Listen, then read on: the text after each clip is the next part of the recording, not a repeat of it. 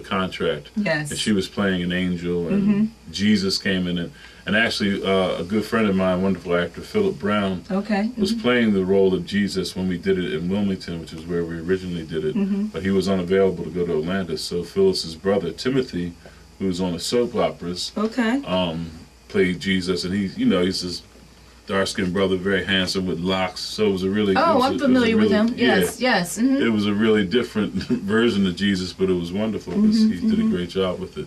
But anyway, that was the first time that I met August just briefly, and I actually snuck into a picture. Somebody was taking the picture of him, and I did like this and got in there. Really? Because I didn't know the man, but he was an idol of mine. And, absolutely, and I just wanted to just be near him. So, but that was one I did get a chance to see. Yeah, I think I saw your version of Jitney like 4 different times. Which was great. I saw Freedom. Okay, right. And Atlanta and somewhere else too. Yeah. We had a pretty good run at Jitney. Yes, great run. Let's talk about your film career. I know your first film in 90, but Kevin Costner starred in it and he directed it. How was that experience for you? He starred, produced, directed. Yes. It was weird. My agent called and said they want you to put something on tape for this role, and it was real last minute. So I went down to Mike Lemon's office. Mike Lemon is a casting director in Philadelphia, wonderful casting director. He did me a favor. He put it on tape for me so it looked professional. It was 2 scenes, but the character only had like 6 or 7 lines of dialogue throughout the whole movie. It was a lot of screen time though. So he did me a favor. He taped it, and I had to FedEx it out. And I got a call like a couple of days later that my agent said they like the tape. They want to fly you out to meet Kevin Costner, who's directing. And this is what he told me. He said, if he likes you, be prepared to stay for 2 weeks for rehearsal. Okay. Yeah. If he doesn't, you'll be on the next plane back to Philadelphia. Wow. So you were prepared to stay. Well, I didn't know what I was prepared for. Because I didn't have any film experience. I read the play on the way out. I had to fly out to Tucson, Arizona to meet him on location. And when I got there, he was out because he was doing everything. I said he was starring in it, producing it. He was casting the extras, directing. He was scouting locations. He was doing everything. Probably a little bit too much. That is too much for one person to do. Yes, I mean each one of those jobs calls for a director of each department. Exactly. Yeah. So I think he was a little overstretched, but yes, absolutely. But I mean, that's the way he likes to do things. So I came in, I met with him for like 20 minutes. We talked about the role, and he asked about my experience, which I had no film experience. And right then he said, "I'd like to offer you this part," Wow. And so that's when I stayed out there for 10 days rehearsing and meeting. That's when I met Lorenz Tate. Yes. Because I didn't have any scenes with him. But yeah, he was really cool. He was nice. And so that's how that happened. And that's how I got my little break. And so what other films, tell your audience and your fans what other films you can be seen in other projects? Coming up, well, and as Karen knows too, with independent film, you never know if they're going to see the light of day. But there's something called Bamboo Shark that I did, a movie called The Mind. There's a movie called The Evils where I play a Dominican drug lord. That was fun. Wow, that's it's a switch for you too. Yeah, I do play Latino characters sometimes. In this movie called Explicit Ills, Rosario Dawson is in. Give us that little Latino accent. Give us a line.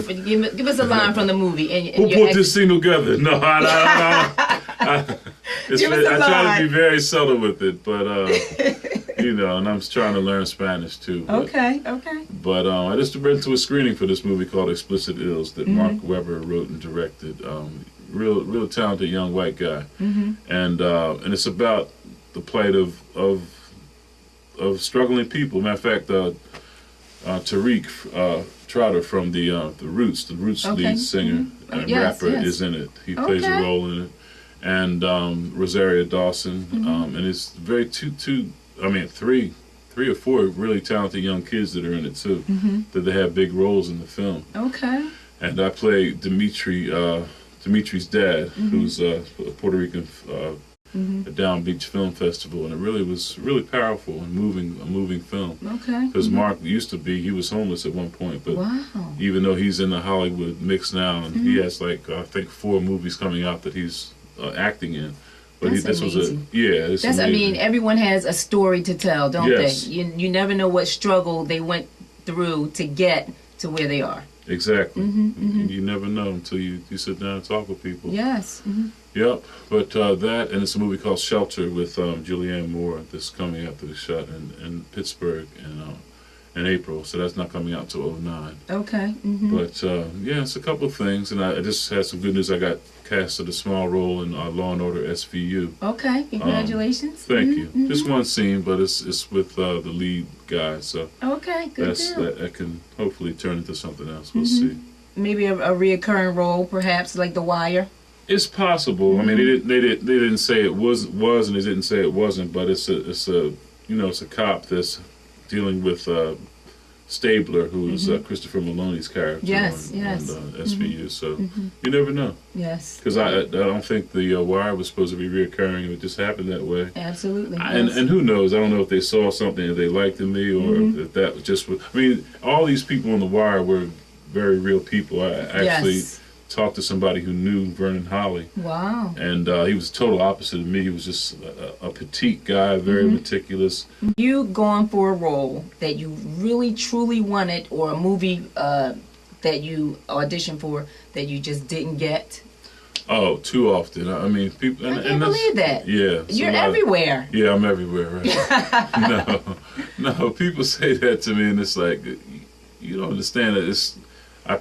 Most of the things I go out for, I don't get, and I mean, I think the actors, people tell me, but, I was probably like 0 for 20 before I booked like 2 different films, but it's a rough life sometimes, and it's many things that I wanted. It was just, the movie just came out, Swing Vote, that I was telling John about. It's a Kevin Costner movie that there was a breakdown that came out that I was perfect for. It said burly, African-American male in his 40s, supposed to be a Secret Service agent. Right. And I saw it, and my wife helped me. I put something on tape, and I bought the script online, and shot like 4 scenes, and then FedExed it out there, but I couldn't get seen for it. I was gonna fly myself out to New Mexico where they were shooting to read for it, but I couldn't get a bite, and I tried to reach out to Kevin Costner's producer, which worked on The Postman, but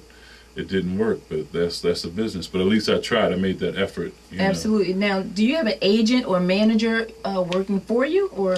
Yes, but even when you do, yes, I have an agent in Philly and an agent in New York, but you still have to hustle. It's a hustling game. Yes, absolutely, absolutely. And which you know. If you could give, some advice to aspiring actors, some of your fans out there, what advice would you give to them?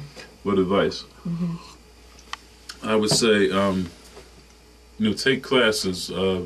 If you have the opportunity to do a play, do it. Anytime you have a chance to perform and get up in front of people, do it. But you have to study the craft. And studying is also, going to the movies. Go see quality films. Look at quality TV. Look who's being cast. What are they doing to get that role? You have to be a student of the genre that you want to be in. If you want to be on stage, you have to go see a lot of theater and support theater. And I try to support black plays. I try to support black films, even the ones that are, so-called black exploitation. Because hey, you never know. You may have to read for these people, but you also have to see what's out there, what's being made, and also support it. Because if you don't support it, it won't get made. Absolutely. And so stop buying all those bootleg things too. Bootlegs are definitely out of the question. My niece. I'm not going to say which niece it was, but. I was nope, do not bring a bootleg through my threshold. No. Oh, I'm sorry, I didn't know. Well, now you know.